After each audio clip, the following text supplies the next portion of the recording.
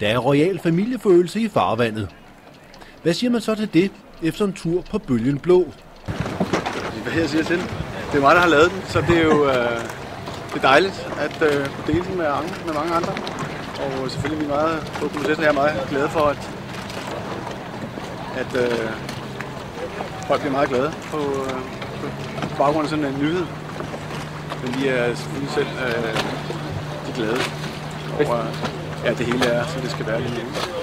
Og hvad siger man så til, at der bliver tale om tvillinger? Det er jo dobbelt mirakel, dobbelt glæde.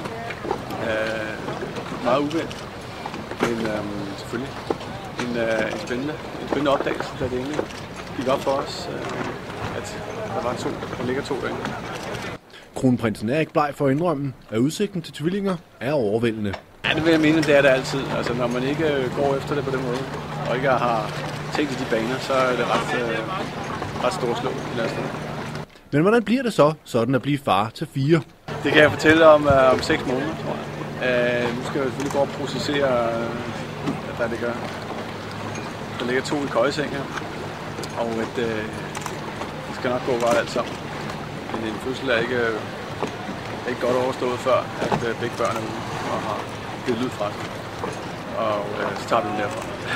Og den tidligere frømand er også klar på en ny udfordring. Det bliver bare at komme i gang og forberede sig på. 2, der skal hvad skal man sige, ordnes på samme tid. På alle mulige gode måder. Hvad var fruens reaktion? Det var ligesom min overraskelse med stor glæde, da det egentlig kom. Det gik op for os, at der var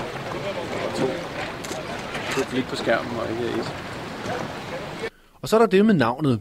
Er der man fundet et passende par muligheder? Ja, det kan man ikke udelukke, men dem holder vi for os selv lige nu. Der må man så gætte sig frem eller spille på, hvad det kan blive af navnet.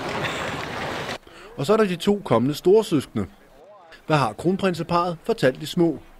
Jamen, mor venter, der ligger 2 bror eller søster, eller søster eller søster, eller bror eller bror, inde i mors mave.